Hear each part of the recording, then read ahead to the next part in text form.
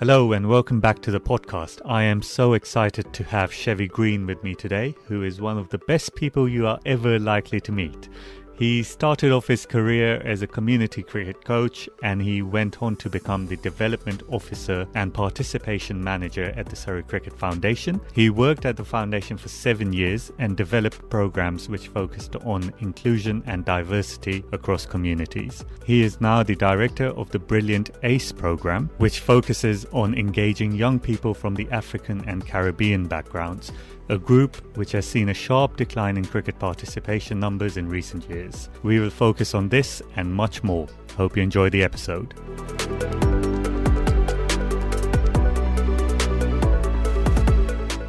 Thank you so much for coming in, Chevy. Dibba, thank you very much for having me. We got a long way back. Back then you was just Abid, and then Dibba developed over our time at Spencer Cricket Club. Pleasure to be with you and just talk all things cricket, really. Yeah, absolutely. Thank you so much. And a bit of a backstory. I made my debut for Spencer in the under-9s 25 years ago, and we were playing a peers cricket match at Epsom. And Correct. Chevy, you were my batting partner. So we do go back a very long way. Very long way. In fact, I was playing a year above, and You were so good. No, Abid was, 1 day away from playing in my own age group. Yeah. So it was fitting that we made our debuts together, and I think that was by good fate because I remember when we first met.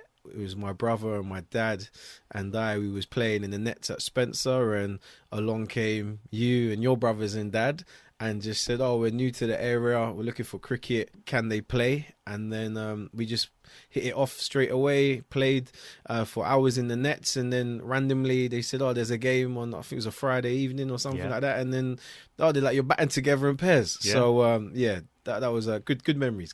Yeah, don't know if you remember my back foot punch over point for 4, but that's another story. I don't remember that, but I remember your exquisite cover drives over the years. Very good driver of the ball. There you go. I'll take that. So tell me, how did you get into coaching and the development side of things? And obviously now you're the director at the ACE program. What sort of career path and development did you go through? Yeah, coaching was always a big thing for me. I was inspired by my dad, who was a cricket coach, football coach, but particularly through cricket. My dad gave up many of his weekdays and Sundays at Spencer, helping players come through. And I think it just was always a buzz for me just to help people. And I started volunteering at Spencer when I was about 14 on the summer camps. Gave you an opportunity to get a bit of extra money as well over the summer holidays. But I think that's where the love for the game grew. And growing up, I would say I was quite a talented cricket player. Was in and out of different Surrey squads, but I think I realised that I wasn't going to make it, or the opportunities wasn't there for me to make it, which I'll come back to. Is that's kind of what ACE is trying to change. So I thought, if I'm not going to make it as a player, I want to make it as a coach. And then I think I kind of just pursued that. I got through school, I got through college, I got through university. I wouldn't say I'm a high academic on paper, unlike my little brother, who very is academic. But I was always I'd say a sport academic. So I knew sport, I knew how to motivate people and get the best out of people within that. And I think that the love for passion grew from there. And once I left university, you're trying to weigh up your options. Yeah. For me, it was always going to be, I was interested to be a teacher, PE teacher, and influenced to wanting to be a coach as well. And I think those influences came from the PE teachers at my school that I had. I very much respected them and I saw how they helped me and others, so I wanted to do that. And I saw the same on the coaching side with, like I said, my dad as a coach and many other coaches at Spencer. I could sit here and name many, but the Jasons as a family name stand out more than others. So there was many influences growing up that I wanted to follow that path, and luckily I experienced teaching for 3 years, and then there's a job going at Surrey. There was 3 jobs going, community coach jobs full time, and I thought, if there's any moment to try, let's try. And then 8 years later, still affiliated to Surrey and work from Yeovil, but now director of the ACE program. But yeah, my journey through coaching has been up and down, and you go through many different experiences, but you've always got to take the opportunities that come. And I actually was at Surrey for a period of time coaching, and I kind of outgrew the community coach role, and I was looking at different options, and it just didn't seem to be happening at Surrey. I wanted to stay at Surrey. And then what made you think you outgrew it? Was there a particular moment? Yeah, it was the progression. We always want to progress in life, and you're very ambitious. I'm ambitious. I think that comes from the stock that we come from, and the influences we have around us. I was taking on projects, I was leading different areas, but there was no progression in terms of job title change, promotion, salary, so you're taking all these extra stuff and you're still at a same level. But what was interesting about that, one of your previous guests, John Speller, he was at a school, Belleville, and he was moving on to go to Spencer. So it was like there was an opportunity potentially go there, and actually I verbally accepted to replace him and to go there. But within that period, someone above me left at Surrey, and I remember going back and forth in what to do and the decisions you have to make when you come to this. And I agreed. I said, look, I'll do it for 6 months, but then I'm going to the school. But within that 6-month period, where my responsibility grew, so at that point I went just from coaching across South London. I then became development officer, managing all the 7 London boroughs. I started managing more people, budgets, working with clubs, being able to influence certain decisions. And I remember I got to this point and I spoke to another PE teacher at the time who was head of PE at a primary school, a good friend of mine. And we was talking, he was a black guy as well. And he said he loved his cricket. He knew the situation was going on, and he said, Chev, how many black people or brown people, men or women, who look like us are in cricket positions that have influence and can make change? Look at the areas you're managing and in charge of. If you go to Belleville, you're just going to be any other PE teacher. Where can you go there? Are you going to be the head teacher? You're not anytime soon. You can grow within here. You're making change, and that really hit me quite deep, because I did think about that. And then I remember he said that to me maybe no more than 2 weeks later. We went to this national ECB meeting at Lords, and it was around introducing the All Stars cricket program. And you had all the managers and officers from Cricket Scotland down to like Cricket Plymouth. Over 200 people at Lords, right? And our Surrey table was kind of near the front, and as Surrey do with the Surrey strut, you're out there with numbers of a big team. But I remember just walking through the conference hall, and I said there's over 200 people there, and I look around and I was like, wow, where's the other black people? Where's the other Asian people? Where's the women? Where's the black and Asian women? I just remember looking at this, and I could count them on one hand, including myself. And I was like, these are all the key people that are making decisions for cricket in this country. They're all predominantly older white men.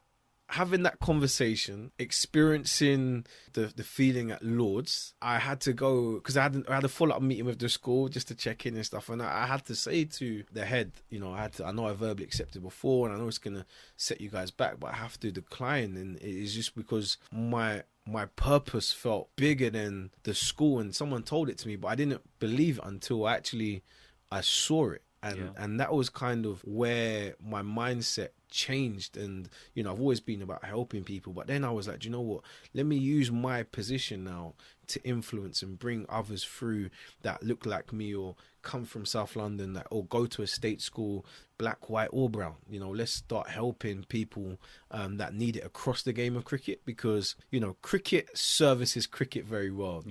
The elitist structures within cricket, it serves cricket well. It doesn't affect the people in those positions, because they don't know the feeling of where you might get rejected or excluded or isolated within cricket.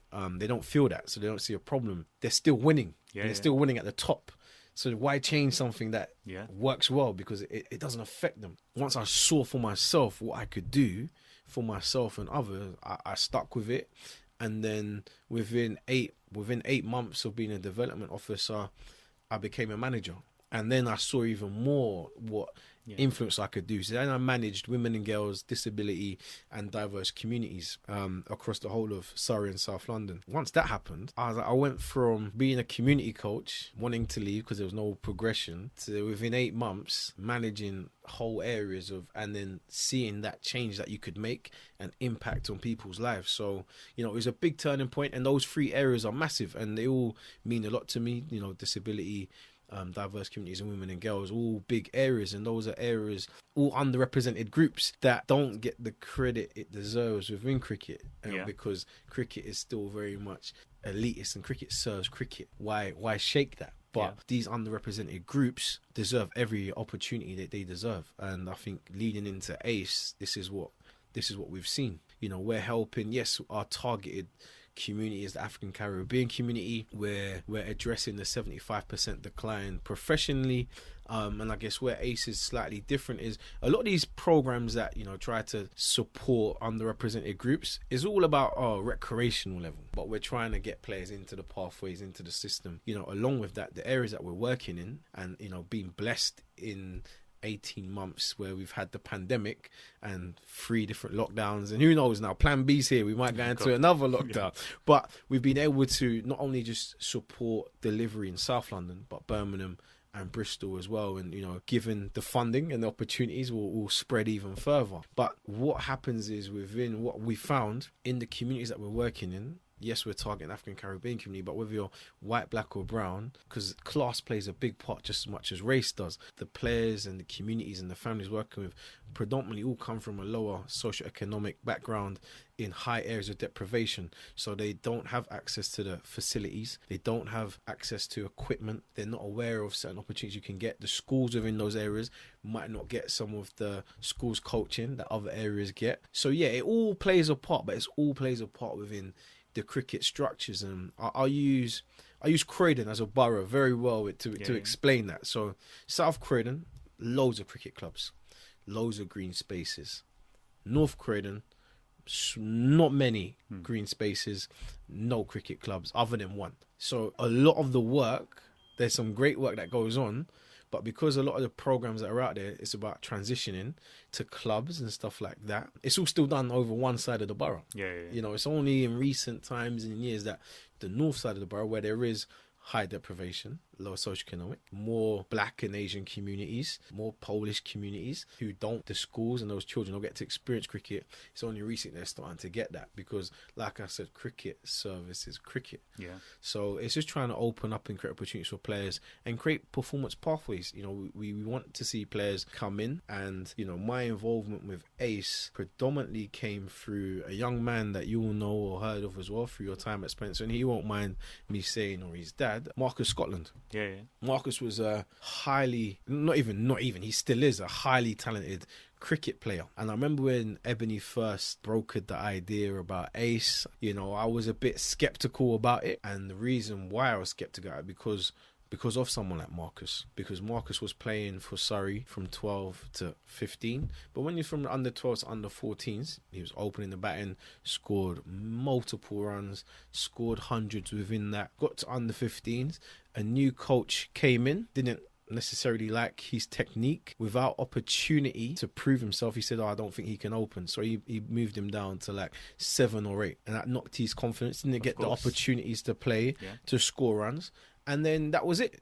Just dropped out, given a generic letter and email back to say, you know, thanks, no thanks, we'll keep monitoring you. But it's just a standard letter that not just Surrey, but loads of counties will provide, and they just change the name at the top. So I wasn't confident that, you know, we were doing this program for, you know, trying to target the African and Caribbean communities, but over my experiences and players that we grew up with, their experiences, that things would change. Because I looked at it and I said, wow, 15 years on, nothing's different. It's the same when I was there, you know, in and out of the Surrey squads, and opportunities are not always there for everyone. It's not always equal as much as we'd like to think. I always laugh about this, and I say to some of my friends who we grew up with, I say, I had more, if I played rugby for Rosalind Park or Richmond, I would have more opportunity to play cricket for Surrey, because it's the same parents, the same people involved, the same privately school educated kids, the same influences there. So no matter sometimes what you did performance based in your couple opportunities you had,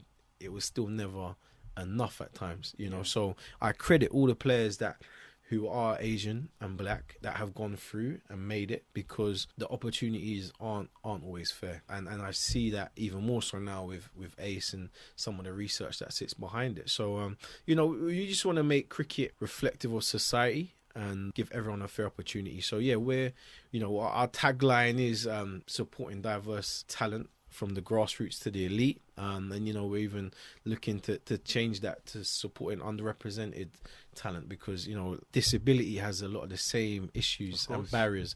Women and girls has a lot of the same issues and barriers, just as much as it does for African and Caribbean, South Asian. You know, they all underrepresented groups have the same barriers that are put there. And we would hope, I know I'm going on a bit, but we would hope that with the ECB and all these counties, and they're putting, you know, new 12-point plans in and all these different action plans in, you know, we would hope now that we can hold the ECB and counties accountable to make change, because I don't think there has that been in the past. A lot of the points on some of these action plans, if you go back 10 years to the last time we did it, 20 years to the last time we did it, it's the same points. So, you know, I think within some of those points, there can be an element of keeping people at a certain level and still not be able to reach the top. So we'll see now how counties and ECB will be held accountable to do that. Because I'll give you an example.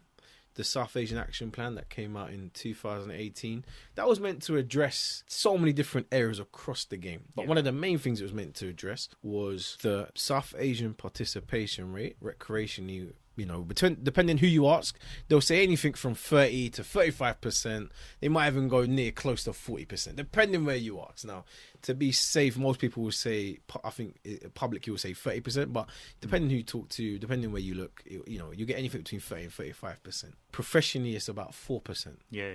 So the action plan was meant to come in and help change that. But if you don't have the structures in place to attack the performance pathways, the talent pathways, work with the county age group squads, the directors, then you're never going to happen. So a lot of the points of the action plan are still based recreationally. So you're just making recreation cricket and more players' participation, great, but you're still not attacking the big issue there.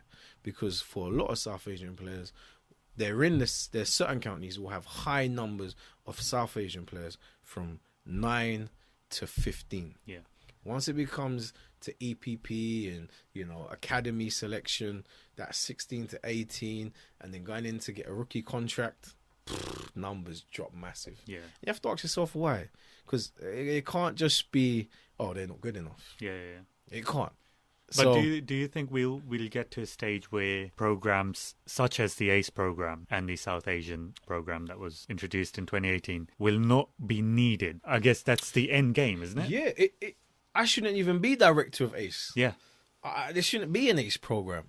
Cricket, it should be equal for everyone. But the reason why these programs like ourselves and others are developed and more funded and put in certain places is because they've been neglected. They haven't, because it's not fair. It's not equal. Because if it was, there would be no need for these programs. There would be no need for these action plans. There would be no need for this new 12-point plan on EDI. You know, there wouldn't be a need for it if it was fair. So it tells you that the reason why they're bringing these things in and they want to bring in funding is because they're telling you historically it hasn't been fair. And that's where the issues lie. So I would love to be here and say there is no ACE program, because there's players coming through from all areas. For us, it's got to be reflective of society and the area within. There's certain parts of the country where there is going to be less black players, less Asian players. Like Lambeth, where we work, there's a massive Portuguese community.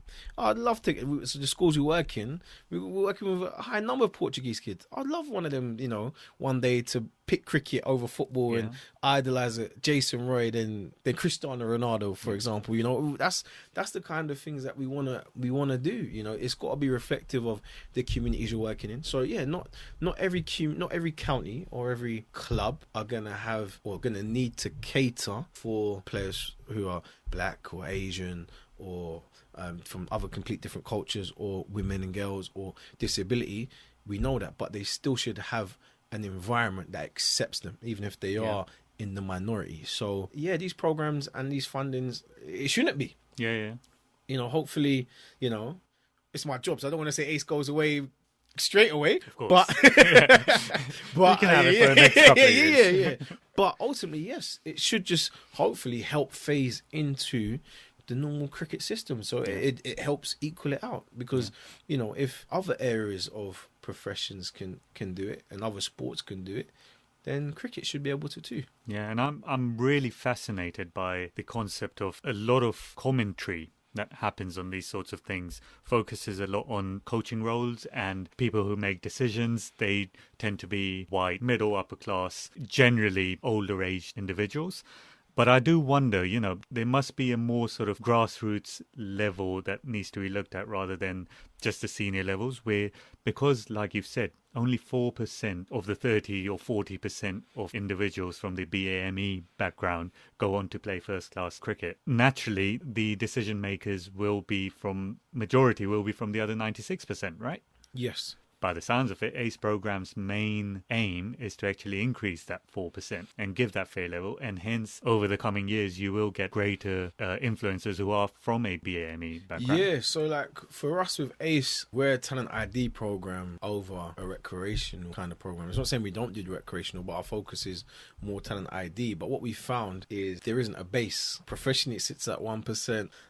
Recreation, it sits at, just below 1%. So there's no real base to work from. So we've had to try and establish bases. So with a grassroots program with schools, community hubs, we're putting the ACE in areas that we know have a higher targeted black community. Yeah. But those numbers are staggering. Yeah, it's crazy. 25 1%. years, 75%. So I'll get into that in a second. But like I said, because cricket has a big class system as well, the communities that we're going into, white, black and brown, we're developing and supporting as well. So, with our program, yes, our target remit is African Caribbean, but our schools program, our community hub program is open to all ethnicities, all genders, and you can graduate into our academy from the community hub. So within years, we'll have more white and Asian players, brown players coming into the program. We're already starting to see that already because they still have the same needs that are required. And, so, yeah, but that going to the touch on the percentage, the drop, it's crazy. 75% is crazy, right? And I blame both sides. I blame both sides. I blame ECB and the counties, but also blame the black playing cricket and community as well. And the reason why I blame ECB and the counties on one side of it is, see, we know you're successful businessman. AJ Sports is flying, global brand. You guys are doing great. But when you guys look at certain markets, you're looking at through your online sales, what parts of the country, what part of the world interact at certain times. If you post certain messaging, where it's going to go, who's interacting, what times interacting. You've got a massive, great base within Southwest London, so that you've got a high market there. Two big cricket clubs who we know well. So if they suddenly just stopped interacting with you, your customers, you'd think, why is that? What have we done as an organisation to maybe put them off? Or why haven't we tried to see, it's dropping, what do we need to do? Look, why don't we speak to them? Can we get it back up? Because you had 75% and now it's 1%. So where have we gone wrong? But if you just didn't address it, so you've lost a massive market, fan base, everything within that. So on one side, the structures weren't put in place to support that decline. A lot of that comes down to funding. A lot of that comes down to sustaining clubs. So a lot of the Caribbean clubs, and even now a lot of the South Asian clubs, are wandering. They don't have their own home ground. They have to hire grounds and pitches. A lot of that comes with cost. And with that, it's hard for players or kids or parents to feel like, let's take you to this place, because there's no base. There's no thing. You might be here one week, it's there another week. Whereas if you go to a traditional club like Spencer, Wimbledon, who we know where a lot of your fan base and your market base is, they know it's safe. We can come at this time. We can drop them off. Nice clubhouse. There's this, there's that. Tell a friend, another friend comes. No, family member comes, this comes. It's a welcome environment. So if you can't have those things in place, place, then it's going to cause issues. Now, going back to something that I will always continue to say through this podcast and what I've said throughout, cricket services cricket. Now, the structures within county boards and the ECB, they'll say to get certain bits of funding, you need to have club mark. You need to have a constitution. You need to have your pavilion facing a certain way. You need to have this. To do that, you need this.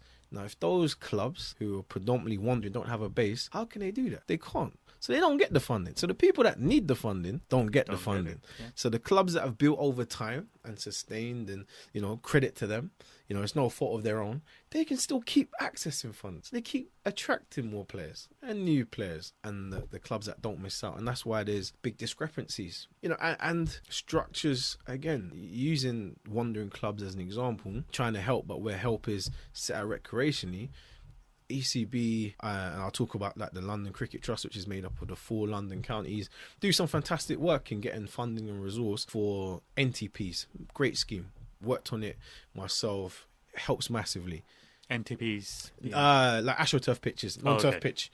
But what they'll be like, oh, you know what? We'll help these wandering clubs and we'll put a non-turf pitch in a park, and that's what they want. No, they don't want that. They want proper pitches to play on. They want proper pavilions. It's still, so it's like we're helping, but we're not helping, because we're helping, but it's still keeping everyone at a recreational level. Yeah. So I blame the structures within it, county boards and ECB, for the systems that they put in place that still keep people outside. But then going back to the black community, I blame, there's people within the black community that played, coached, he had all these teams, but they never passed down that love or knowledge of the game to their children, to their grandchildren. I was very lucky that I was, but there's people, black people that even work within cricket that have children our age. We're not children anymore. We're adults that have never played cricket. So then how can you moan at the structures and systems if your own family members or people within your community, within your area, have never played and you've never encouraged them to play? So it's easy to blame just one side, but if your own community, your own people aren't helping, then it's going to be a block then. Could that be because obviously they've probably had bad experiences? And they might be projecting those experiences, as in the family. Parents might be projecting those experiences onto the kids, who then get put off by playing and participating. Whereas maybe the education doesn't necessarily just have to be with the wider society, where in, for example, the Azim Rafiq case and everything, where if the others just did not know and they saw it as banter, and, you don't know what you don't know, right? And there's just no education in society. Could it also be that parents also need to have a change of mindset? We've been through this in the past, but now we have to encourage our kids to keep participating and actually change the game from within. 100%. You can't take away people's experiences, but at the same time, I think there's been so many players that have played, for them to all say, oh, well, my experience was bad, they never let. I think that's an easy excuse. The Azim Rafiq case, I applaud his bravery and how he shared his story. One of the things, for me, who works with young people in sports development, and he said, he wouldn't want his children to play cricket. I would love to help change that, because cricket can do so much great things. You would have faced and heard things within racism within cricket through your experiences. I have growing up. We played at a multicultural club. Yeah. But there were still incidents of certain things being said, or, how certain stereotypes might have been put on people. And that's within us at a multicultural club in the heart of South London. It's a bit different now, but when we grew up there, it was very multicultural. So, absolutely. But even within that, you hear comments and people say things. So, it can ruin someone's experience. But at the same time, I think we can create change within. There's some great stories and great experiences. I've experienced different countries playing cricket, from Dubai to Spain, Caribbean. You experience different things, from playing to participating, watching. There's some good things in there. And I think that part of the other stuff we try to do, and this goes back to some of the education stuff, is what we try to do with ACE is, yes, we want players to become professional, but we know in any sport, the percentage to become professional is small. So how can we help, empower, inspire people to still be involved within cricket that might not make it? Encouraging, can we get more coaches? Media. What I say to a lot of young people is they're very good on social media. They love, young people are amazing on those things. And I say to them, every professional sports team has someone that looks after their Instagram, their Twitter, their Facebook, their Snapchat, TikTok. So if you like doing that and you like sport, you can get paid good money to do that. So it's about trying to empower and inspire. For us, recently we've had 9 young players on our program just complete their level 1 coaching course. And again, no disrespect to the retail world, Sainsbury's and Asda supermarkets, so if you work for them, please don't, it's not a diss, but some of them are working in supermarkets. And I said, look, as a level 1 coach, I can pay you more. Yeah. And you like cricket, so you can develop better in there, and you're not doing something that you don't, not that they don't like it, but they have more passion for cricket. So that's kind of a bit of a bargaining chip I put on them as well to get on the course to complete it. Is you can also earn more money, because nowadays it's not, to live is not cheap. So it's just trying to inspire. Yes, I want many of them to play at the Oval, play for Surrey, play for England, play for Bristol, play for Gloucestershire, play for Warwickshire. I want them to do that, experience that, but at the same time, if they can't, how else can they be involved? I never made it as a player. I've never played on the Oval pitch in a professional capacity. I've played on it, but never in a professional as a player. But I work out of an international stadium and get to experience everything that comes with it. So you can still have that same feeling and buzz. I've had some amazing moments there. I think within the first 3 weeks of starting, it was an Ashes test at the Oval, 26,000 fans. I walked onto the pitch with my colleagues with 80 kids. I'm just standing there looking like, wow, this is the Oval in the Ashes, and there's a sellout crowd, and there's a good atmosphere. So no, I didn't get to experience it as a player, but I've experienced many different things in a working capacity. When England won the World Cup, I always hoped England would win the World Cup, but I planned this event with my colleagues at the time. The day after, we'd have a World Cup carnival. They invited all the local schools to come down, loads of different activities. And I remember the Friday night, it would have been about 8 o'clock, about 8, 9 o'clock. The former chief exec, Richard Gould, who top guy, great legend, still trustee of Ace, is now chief exec at Bristol City Football. He phoned me and said, Chev, I've just been on the phone to the ECB. If England win the World Cup on Sunday, could they come to the Oval as part of your carnival to celebrate? I was like, yeah, of course they can. So what do I need to do? And he was saying, we need to put certain things in place. He's like, I'm speaking to security, they're enjoying their Friday night, but we're going to make things happen. And I was like, how much do we need to do in the build up to it? And I said, well, I'm at a christening tomorrow, I know the game's Sunday, but I'll be there, and someone from the ECB, she was at a wedding, so I'm at a christening, we're just planning this thing as you're going along. But the beauty of that day was when they won, the next day they came to the Oval, and sometimes plans are meant to go out the window. So we had the structured plans.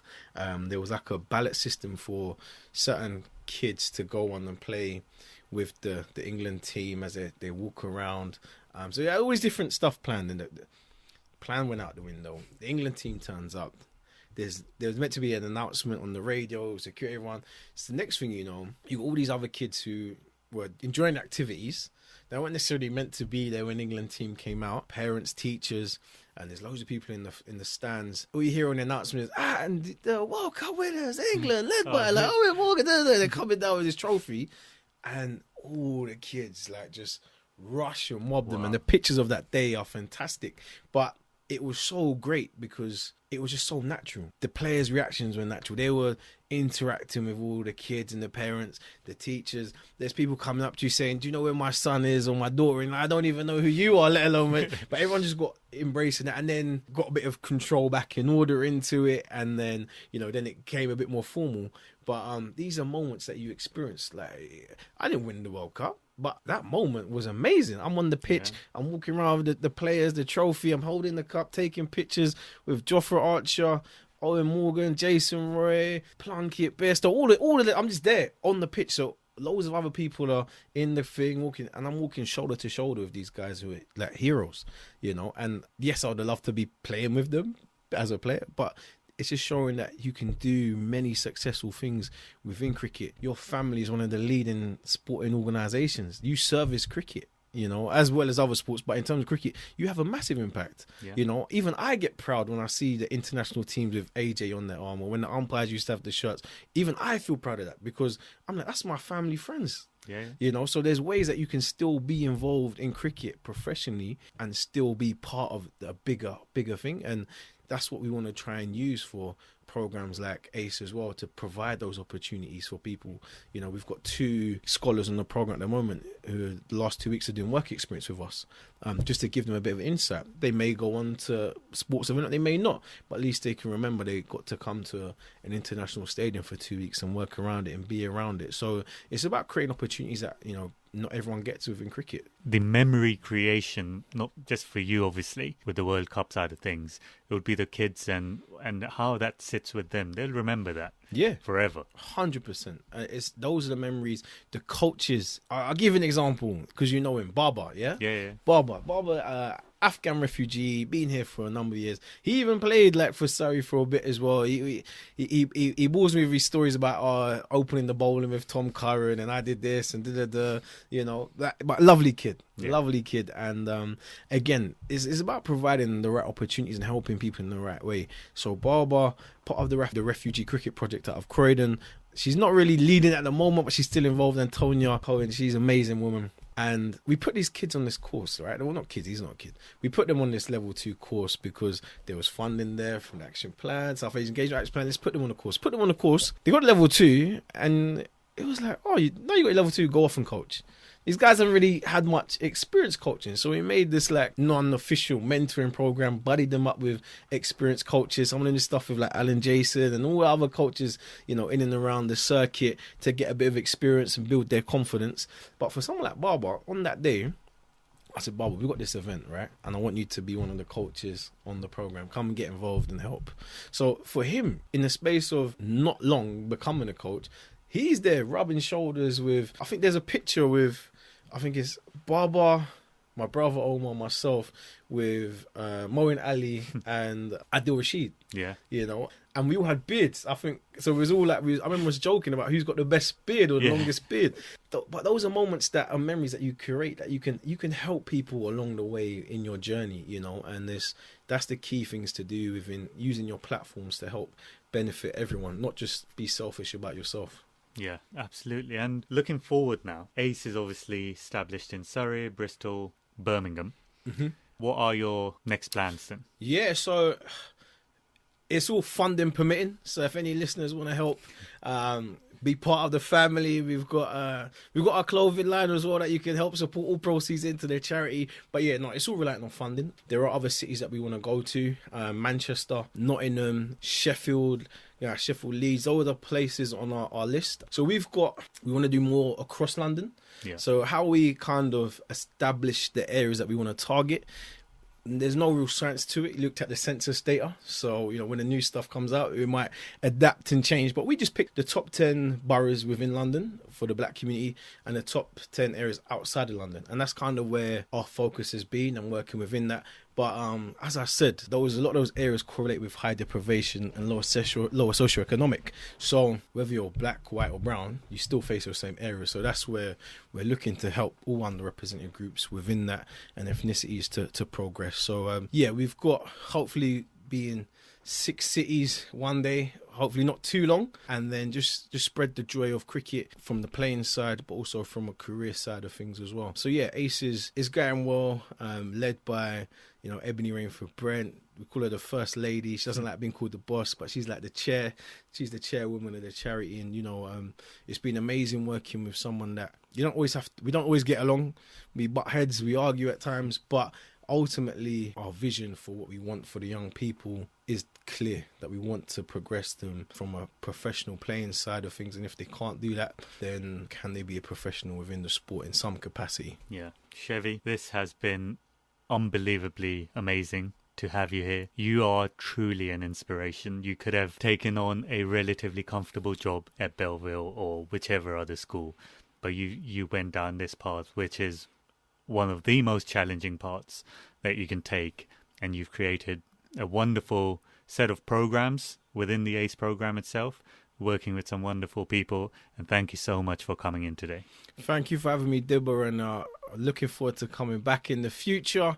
You know, I definitely need a follow-up, and it's just amazing what you're doing, creating wider awareness for a lot of different areas, and I just wish you all the best with the podcast and everything else that you've got going on, man. It's been great catching up. Thank you so much.